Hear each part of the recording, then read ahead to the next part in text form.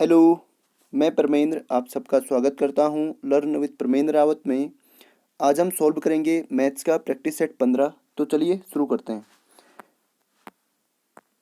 पहला प्रश्न आपके सामने है, 200 एवं 300 के मध्य ऐसे कितने अंक होंगे जिन्हें 13 से विभाजित किया जा सकता है। तो जब भी आपके सामने कोई क्वेश्चन आता है, आपको पहले उसको खुद से सॉल्व करने की कोशिश करनी है। तो आप स्क्रीन को पॉज करके ये काम कर सकते हैं, ठीक है। तो चलिए, यदि आप इस क्वेश्चन को जल्दी करना चाहते हैं तो आप 300 को भाग दीजिए 13 से और 200 को भी भाग दीजिए 13 से, ठीक है। तो 300 को पहले भाग देते हैं, 13 दूना 26, बचा 4 0, 13 तिया 39, शेष पर बचा 1 और भागफल कितना आया 23। तो 13 से अगर 300 में भाग देंगे तो कितना आएगा 23 भागफल। उसके बाद 200 में अगर हम 13 का भाग देते हैं तो 13 एकम 13, बचा 7 0, 13 पंजे 65, बचा 5। तो भागफल कितना आया 15। तो इन दोनों का डिफरेंस जो आएगा उतनी ही संख्याएं होंगी 200 और 300 के मध्य जो 13 से डिवाइड हो रही होंगी, ठीक है। तो इनका डिफरेंस कितना आएगा, 23 में से 15 गया 8। तो यही आपका उत्तर होगा, ठीक है, ऑप्शन नंबर सी। इस क्वेश्चन को बेसिक से करने का जो तरीका है,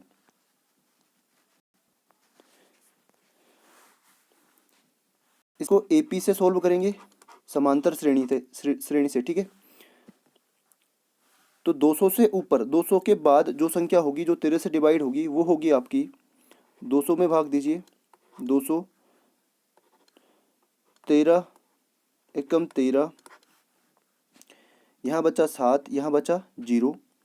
उसके बाद 13 पंजे 65, यहाँ बचा 5। तो 200 से बड़ी जो संख्या होगी जिसमें 13 का भाग जाएगा वो होगी 13 माइनस 5 बराबर 8। तो इस 8 को जो है 200 में ऐड कर दीजिए, 200 प्लस 8 बराबर 208। तो पहली संख्या आपकी होगी 208 जिसमें 13 का भाग जाएगा 200 के बाद, ठीक है। अब 300 से पहले आपको ऐसी संख्या ढूंढनी है जिसमें 13 का भाग जाएगा, ठीक है। तो 13 दूनी 26, 4 0, 13 तिया 39, 1। तो 300 में से अगर हम 1 माइनस करेंगे, 300 माइनस 1 करेंगे तो हमारे पास आएगा 299, जिसमें कि 13 का पूरा पूरा भाग जाएगा, ठीक है। तो चलिए अब आगे देखते हैं। पहली संख्या आपके पास आई थी 208, कितनी आई थी 208। उसके बाद अगर हम इसमें 13 ऐड करेंगे तो ये आएगा 221, जिसमें 13 का भाग जाएगा। उसके बाद अगर इसमें 13 ऐड करेंगे तो ये आएगा 234, इसमें भी 13 का भाग जाएगा। उसके बाद 247, 13 13 हम ऐड करते चल रहे हैं, ठीक है। तो इन दोनों का डिफरेंस कितना है 13 का। और लास्ट संख्या क्या आई थी 299, ठीक है। इन दोनों का डिफरेंस कितना है 13 का, इन दोनों का डिफरेंस कितना है 13 का। तो डी का मान तो आपका कितना है 13। और प्रथम पद समांतर श्रेणी में होता है प्रथम पद, और प्रथम पद ए बराबर आपका है 208, ठीक है। और हमें फाइंड करना है एनवा पद, हमें दे रखा है एनवा पद। हमें नहीं पता एनवा पद कौन सा क्या है, लेकिन एनवा पद हमें क्या है, हमारे पास क्या है 299। तो समांतर श्रेणी में एक फॉर्मूला होता है एनवा पद बराबर A plus N minus one into D, जहाँ पर ए क्या है प्रथम पद और एनवा पद का मान कितना है 299 बराबर ए का मान है आपका 208 प्लस एन हमें फाइंड करना है -1 और डी का मान कितना है 13, सारबंतर कितना है 13। उसके बाद इसको पक्षांतर करिए, ठीक है। 299 माइनस आएगा यहाँ पे 208 बराबर होगा, यहाँ बचेगा आपका n-1 इंटू 13। इसमें से इसको माइनस करेंगे तो 9 में से 8 गया 1 और 9 में से 0 गया 9, बराबर होगा आपका 2 में से 2 गया 0, n-1 इंटू 13। अब इस 13 को हम पक्षांतर करेंगे तो यहाँ आएगा 91 बटे 13 बराबर n-1। 13 से 91 कटेगा 7 बार, 13 7 91। तो अब आपके पास समीकरण है 7 बराबर n-1। तो अब हम इसको पक्षांतर करेंगे, आपके पास है 7 बराबर n-1। इस एक को हम यहाँ लेके जाएंगे तो 7 प्लस 1 बराबर 8। तो n बराबर कितना आ गया 8। तो कितनी होगी पदों की संख्या 8, ऑप्शन नंबर सी। तो ये था इसका बेसिक तरीका। अगला प्रश्न है, एक रोम्बस का क्षेत्रफल निकाले जिसके विकर्ण 16 और 18 सेंटीमीटर हो। तो सबसे पहले तो आपको पता होना चाहिए रोम्बस कैसा होता है। रोम्बस कुछ ऐसा होता है, ठीक है। इसकी सभी साइड्स क्या होती हैं, इक्वल होती हैं, ए बी सी डी। इसकी जो सभी भुजाएं होती हैं वो क्या होती हैं, इक्वल होती हैं, ठीक है। और इसके ये विकर्ण होते हैं, ये पहला, ये दूसरा, इसको बोलते हैं D1, इसको बोलते हैं D2। तो यहाँ पे आपको वैल्यू दे रखी है विकर्णों की, कर्ण बोल रखा है लेकिन ये विकर्ण है, ठीक है। D1 की वैल्यू है 16 सेंटीमीटर, D2 की वैल्यू आपके पास है 18 सेंटीमीटर। रोम्बस को हम बोलते हैं समचतुर्भुज या फिर रोम्बस, ROMBUS। तो रोम्बस का जो एरिया होता है, रोम्बस का क्षेत्रफल जो होता है, क्षेत्रफल बराबर होता है 1/2 विकर्ण प्रथम गुणा विकर्ण द्वितीय, ठीक है। पहला विकर्ण गुणा दूसरा विकर्ण। तो 1/2 पहले विकर्ण का मान कितना है 16, दूसरे विकर्ण का मान कितना है 18। तो 2 से कटेगा 16 8 बार, और 18 गुणा 8 कितना होगा, 18 8 144। तो 144 सेंटीमीटर स्क्वायर इसका एरिया होगा, ठीक है। चलिए अगले क्वेश्चन की ओर। अगला प्रश्न आपके सामने है, घास के मैदान में एक घोड़ा 28 मीटर लंबी रस्सी से बंधा हुआ है, बताओ वह कितने मैदान की घास चढ़ सकता है, ठीक है। तो कोई घास का मैदान है, मान लो ये घास का मैदान है, स्क्रीन आपके सामने, और यहाँ पर एक घोड़ा बंधा हुआ है, ठीक है। यहाँ पे जो है घोड़ा बंधा हुआ है, और उसकी लंबाई कितनी है, रस्सी की लंबाई कितनी है, रस्सी की जो लंबाई है वो है आपके पास 28 मीटर, ठीक है। तो घोड़ा कैसे चलेगा, यहाँ से ऐसे चलेगा, इतना एरिया वो कवर करेगा, ठीक है, लगभग ऐसे ऐसे वो कवर करेगा। तो मैं इसको एक बार गोल बना लेता हूँ, ऐसे वो कवर करेगा, ठीक है। और जो रस्सी की हमें लंबाई दे रखी है, रस्सी की लंबाई हमें दे रखी है कितनी, 28 मीटर। तो 28 मीटर क्या है हमारे पास, त्रिज्या, आर बराबर क्या है 28। तो ये क्या बन गया, वृत्त। तो घोड़ा जो है वृत्त के क्षेत्रफल के बराबर की घास चढ़ सकता है, ठीक है। तो वृत्त का क्षेत्रफल क्या होता है, वृत्त का क्षेत्रफल होता है, क्षेत्रफल बराबर होता है पाई आर स्क्वायर, और पाई का मान होता है 22/7, आर का मान आपके पास है 28, और 28 गुणा 28, स्क्वायर है तो 28 दो बार, ठीक है। 7 से कटेगा 28 4 बार। उसके बाद इन सबको गुणा करेंगे, मैंने आपको पहले भी बताया है 22 और 28 का जो गुणा होता है वो कितना होता है 616, गुणा ये कितना है 4। इसको आप याद कर लीजिए, ठीक है। इससे क्या होगा, आप क्वेश्चन को जल्दी से सॉल्व कर सकते हैं, ठीक है। 4 छक्का 24, 4 एकम 4 और 2 6, 4 छक्का 24, तो कितना आ गया आंसर, 2464 वर्ग मीटर, ऑप्शन नंबर बी। अगला प्रश्न है, कितने समय में कौन सा धन अपने अपने से 3 गुना हो जाएगा यदि साधारण ब्याज की दर 10% या 10 प्रति सैकड़ा प्रतिवर्ष हो। तो यहाँ पे मान लीजिए, माना मूलधन P बराबर कितना है, x रुपये है, ठीक है। अब वो कितनी हो जाती है, राशि कितनी हो जाती है 3 गुनी।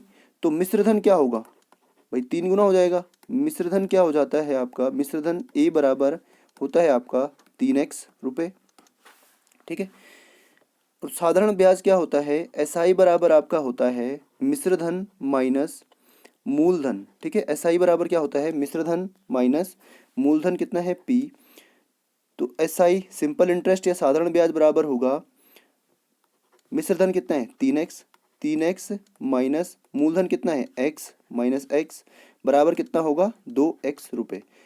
तो ब्याज कितना आ गया आपके पास 2x रुपये, ठीक है। अब यहाँ पे समय भी मान लीजिए कि माना कितने वर्षों में, t वर्षों में, ये धन जो होता है वो कितने वर्षों में होता है, t वर्षों में प्राप्त होता है, ठीक है। तो चलिए SI का फॉर्मूला क्या होता है, SI बराबर होता है P into R into T upon 100। तो इसमें वैल्यू रखेंगे तो P का मान कितना है, SI का मान कितना है भाई, सिंपल इंटरेस्ट कितना है, सिंपल इंटरेस्ट ये रहा 2x बराबर P का मान कितना है, P का मान है x गुणा R का मान कितना है भाई दर कितनी है 10%, ये आर का मान है, ठीक है। आर का मान है 10% गुणा टी हमने माना है टी बटे 100। अब इसने पूछा क्या है कितने समय में, तो समय पूछा है तो इसको हम फाइंड करेंगे, तो इसको हम एक साइड रहने देंगे और बाकियों को पक्षांतर कर देंगे, ठीक है।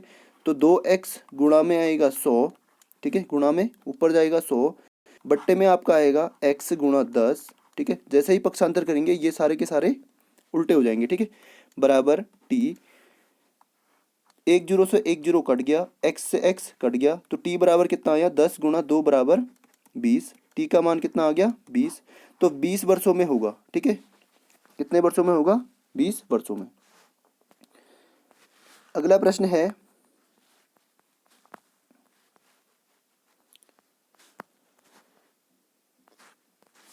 एक फौज के 6% सैनिक लड़ाई में जख्मी हुए, फिर भी 282 सैनिक अभी स्वस्थ हैं, बताओ कि लड़ाई में कितने सैनिक जख्मी हुए, ठीक है। तो सैनिकों की मान लो टोटल संख्या कितनी थी 100%, कितनी थी 100%, उसमें से जो है 6% क्या हो गए जख्मी हो गए, ये जख्मी है, ठीक है, 6% क्या हो गए जख्मी। अब जो स्वस्थ स्वस्थ बचे वो कितने बचे आपके पास, भाई 100 में से 6 चला गया तो कितना बचा 94% आपके पास क्या बचे हैं स्वस्थ, ठीक है। तो इसका मतलब क्या है 94% आपके पास स्वस्थ बचे हैं, और यहाँ पे जो स्वस्थ सैनिक हैं वो कितने हैं 282। इसका मतलब है 94% का मान है 282। 1% की वैल्यू कितनी होगी, 1% की वैल्यू होगी 282 बटे 94। अब 94 से ये कितनी बार कटेगा, शायद 3 बार कट रहा है, 3 से काटते हैं, 3 चौको 12, 3 नंबर 27 और 1 28, तो 3 बार कट रहा है। 1% की वैल्यू आई 3, और जख्मी पूछा है, अब क्या पूछा है कितने सैनिक जख्मी हुए, तो जख्मी कितने हैं 6%, तो हमें किसकी वैल्यू चाहिए 6% की, ठीक है। तो 6% की वैल्यू होगी 6 गुणा 3 बराबर 18, तो कितने सैनिक जख्मी हुए 18, ठीक है। अगला प्रश्न आपके सामने है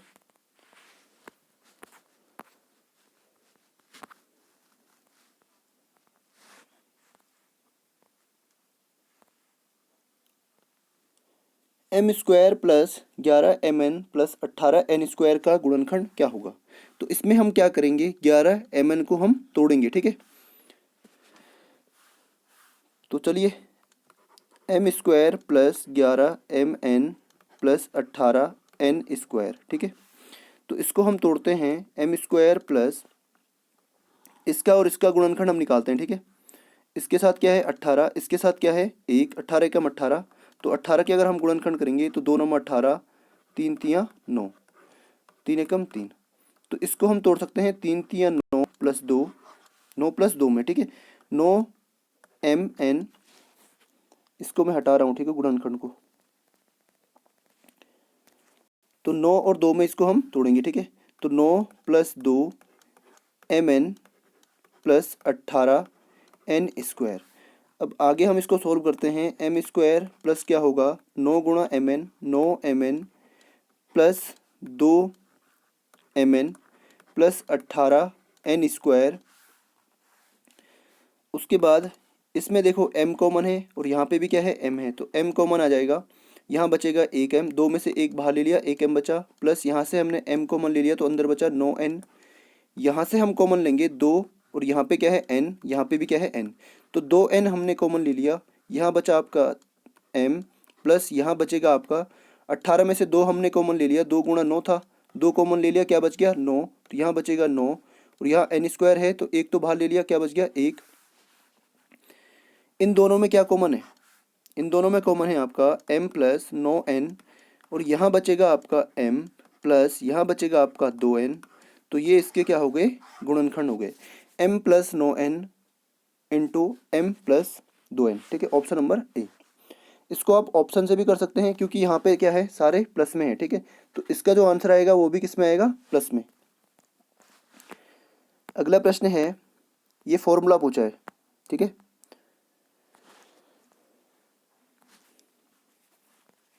तो इसका फॉर्मूला होता है कुलक, का मतलब है यदि ए बी और सी 3 समुच्चय हैं, इसको बोलते हैं समुच्चय, क्या बोलते हैं समुच्चय हैं, तो A minus B union C की वैल्यू क्या होगी, तो इसका मान होता है A minus B intersection A minus C. ठीक है, तो ये फॉर्मूला है, ये आपको याद करना है। अगला क्वेश्चन है, ये भी फॉर्मूला पूछा है, पहले n प्राकृतिक संख्याओं के वर्गों का योग जानने का सूत्र क्या है। तो ये फॉर्मूला पिछले वाले सेट में भी शायद आया था किसी सेट में, तो ये आपको याद होगा। n प्राकृतिक संख्याओं का योग क्या होता है, n प्राकृतिक संख्याओं का योग बराबर होता है, ये पहला वाला option number A, n+1/2। Next है, इनका ज्यामितीय माध्य ज्ञात कीजिए। तो ज्यामितीय माध्य होता है आपका GM, गुणोत्तर माध्य इसको बोलते हैं, जियोमेट्रिक मीन इसको बोलते हैं। ठीक है, GM बराबर होता है √AB। अगर आपको 2 पद दे रखे हैं तो √AB।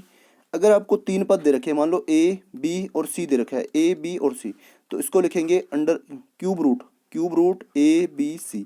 अब यहाँ पे कितने पद हैं, 1 2 3 4, तो इसको लिखेंगे, यहाँ पे आएगा 4 और यहाँ आएगा 2, A की जगह में आएगा 2, B की जगह में आएगा 6 और C की जगह में आएगा 8, D की जगह में आएगा 24।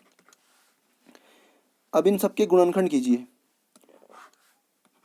2 गुणा, ये होगा 2 गुणा 3, 8 को लिखेंगे हम 2 दूनी 4 दूनी 8, 24 को हम लिखेंगे 2 दूनी 4 दूनी 8 3 24, 2 दूनी 8 दूनी 2 दूनी 4 दूनी 8 24, यहाँ पे 3 आएगा। ठीक है, अब देखिए यहाँ पे कितना है, 4। इस मतलब हमें कितने के जोड़े बनाने हैं, 4 के। एक कितने, 2 हैं, 1 2 2 4, तो 1 बार 2 तो बाहर आ जाएगा। ठीक है, यहाँ पे भी 4 के जोड़े बनेंगे, 2 यहाँ पे हैं और 2 यहाँ पे हैं, 2 और 2 4, तो 1 2 फिर से बाहर आ गया। अंदर क्या बच गया, 3 और यहाँ पे 3, तो अंदर आपका बच गया 3 गुणा 3। ठीक है, जब भी आपके पास ऐसे दिया हो कोई संख्या है, मान लो a और यहाँ पे लिखा है 4, तो इसको हम लिख सकते हैं a की पावर 1/4। अगर आपको दे रखा है b की power b cube root b, इसको लिखेंगे हम b की पावर 1/3। अगर आपको दे रखा है b की, यहाँ पे दे रखा है c और यहाँ पे है 9, तो इसको लिख सकते हैं c की पावर 1/9। तो यहाँ पे भी ऐसे ही करेंगे। ठीक है, अब आगे सॉल्व करते हैं। यहाँ पे बाहर हो गया आपका 4, अंदर हो गया 3 की पावर 2, 3 की पावर 2 और यहाँ पे है 4। ठीक है, अब आगे देखिए 4 गुणा, यहाँ पे अंदर तो क्या है 3 की पावर 2 और इसको हम क्या लिख सकते हैं, ये जो 4 है, ठीक है, इसको हम लिखेंगे 1/4 की होल पावर 1/4। अब आगे सॉल्व करते हैं, यहाँ पे सॉल्व करते हैं।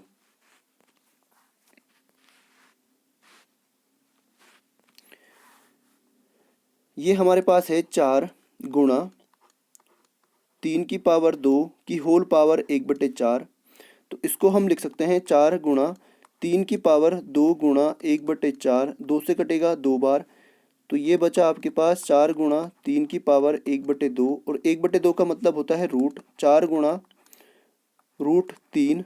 ठीक है, अब इसने सॉल्यूशन जो है इस फॉर्म में नहीं दिया, ये भी इसका आंसर हो सकता है। ठीक है, इसने क्या किया, इस 4 को भी ये अंदर ले गया। ठीक है, जैसे ही हम अंदर लेके जाएंगे इसको, तो ये 2 बार गुणा होगा अंदर। ठीक है, 4 गुणा 4, 4 गुणा 4 गुणा 3, तो इसका जो आंसर आएगा 4 चौको 16 3 48 आएगा। ठीक है,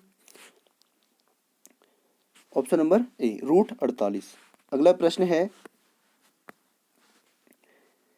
इनका अधिकतम मान क्या होगा। तो इसमें आपको वैल्यू पुट करनी है, साइन थीटा की जगह थीटा की वैल्यू हम क्या पुट कर सकते हैं कि इसका अधिकतम मान आए। तो यहाँ पे हम वैल्यू पुट करेंगे 45, साइन 45, थीटा की जगह में हम लिखेंगे साइन 45 डिग्री, प्लस यहाँ पे भी क्या लिखेंगे, कॉस 45 डिग्री। तो साइन 45 का मान होता है 1/√2 प्लस कॉस 45 का मान होता है 1/√2। ये वैल्यू जो है आपको याद करनी पड़ेगी। ठीक है, बिना याद किए कुछ नहीं होगा। अगला प्रश्न आगे है, इनका एलसीएम आएगा √2, यहाँ बचेगा 1, यहाँ बचेगा 1, ऊपर हो गया आपका 2 और नीचे हो गया √2। और 2 का मतलब क्या होता है, जब आपके पास रूट में क्या होता है 2 गुणा 2 होता है, तभी तो आपके पास क्या बचता है 2। इसका मतलब क्या है, √2 को अगर हम 2 बार गुणा कर रहे हैं तो हमारे पास क्या आ रहा है, 2 आ रहा है। तो 2 के गुणनखंड क्या होंगे, √2 गुणा √2 बट्टे क्या है, √2। तो √2 से √2 कट गया, कितना बच गया, √2। तो इसका अधिकतम मान कितना आएगा, ऑप्शन नंबर डी। ठीक है, अगर आपको पता है तो आप यहीं पे काट लीजिए। √2 से 2 कटेगा कितनी बार, √2 बार। अगला प्रश्न आपके सामने है,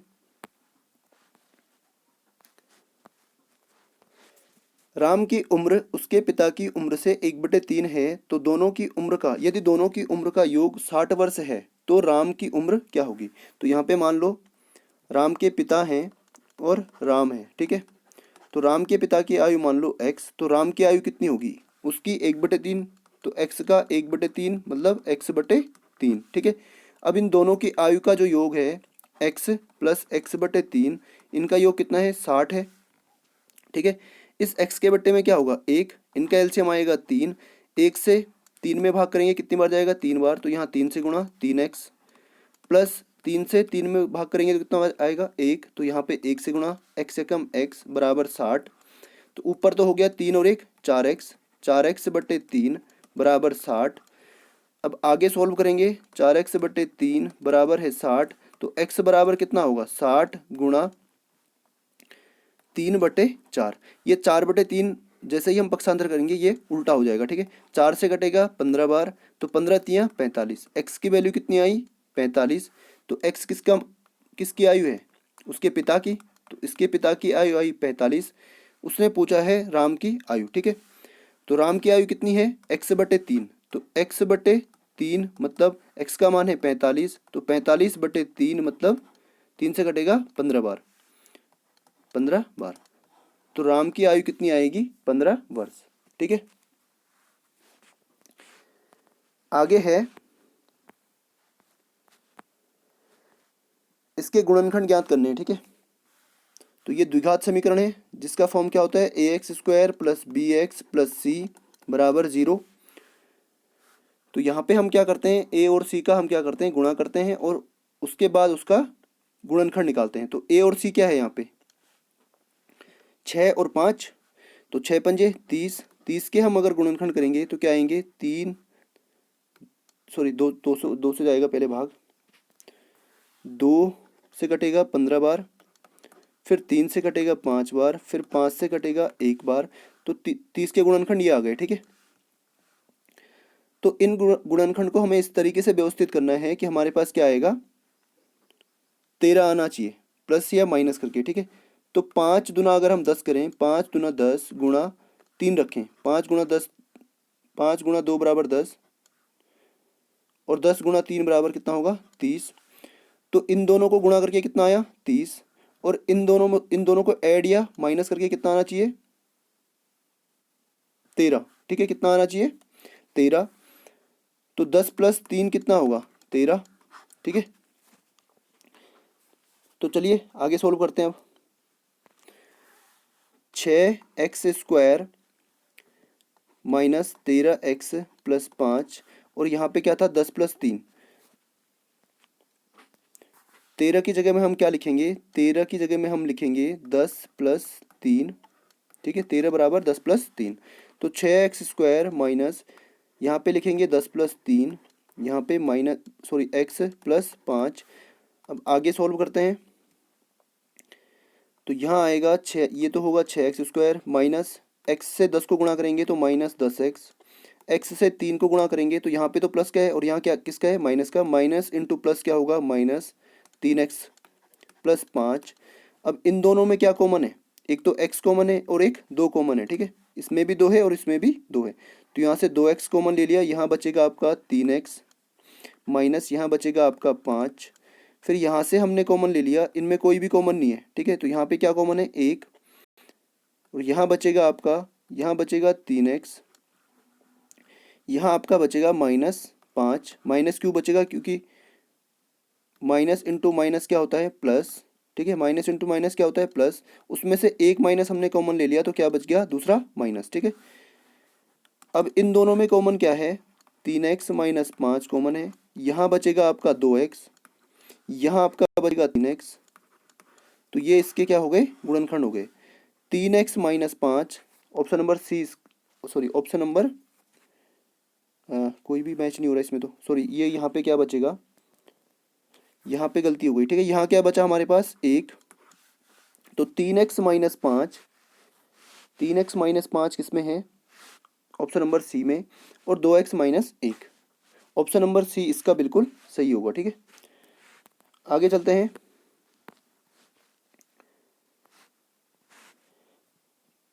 इन संख्याओं का जो है समांतर माध्य क्या है, 8 है, तो x का मान क्या होगा। तो समांतर माध्य और औसत जो होते हैं वो एक जैसे होते हैं, ठीक है। तो समांतर माध्य बराबर होता है, समांतर माध्य बराबर होता है आंकड़ों का योग, बटे आंकड़ों की संख्या।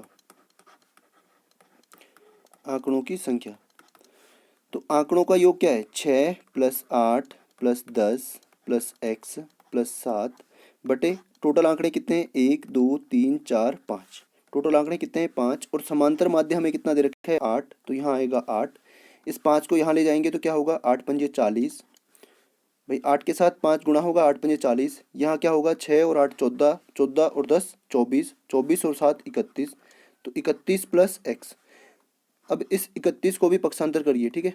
40 - 31 बराबर होगा x, तो 40 में से 31 गया, कितना बचा, 9, तो x का मान कितना आया, 9। अगला प्रश्न है, इनमें से सबसे छोटी संख्या कौन सी होगी।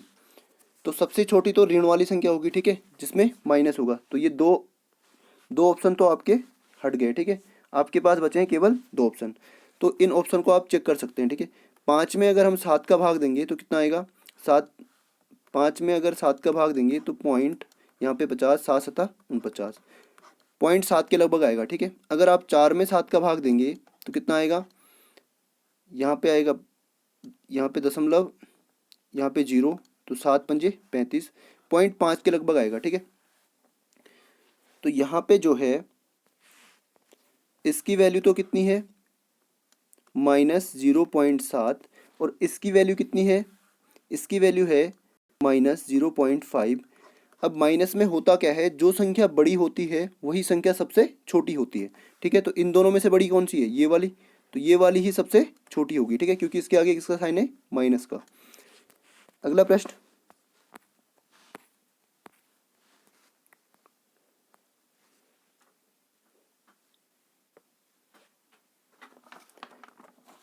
यदि कुलक ए, कुलक मीन समुच्चय ए बराबर इतना है, समुच्चय बी बराबर इतना है, तो ए इंटरसेक्शन बी बराबर क्या होगा। तो ए इंटरसेक्शन बी बराबर होता है, ए इंटरसेक्शन बी का मान होता है, बराबर होता है ए और बी के उभयनिष्ठ या कॉमन, जिसको हम बोलते हैं उभयनिष्ठ अवयवों का समुच्चय, ठीक है। तो ए और बी में कॉमन क्या है, इनमें कॉमन क्या है, इसमें एक तो 5 कॉमन है, एक तो 5 इसमें भी है और इसमें भी है, ठीक है। दूसरा कॉमन क्या है, दूसरा कॉमन है इसमें 20, तो इनका जो समुच्चय होगा वो क्या होगा, समुच्चय होगा 5 और 20, 5,20, ऑप्शन नंबर डी। तो यह सेट 15। चलिए, साइनिंग आउट।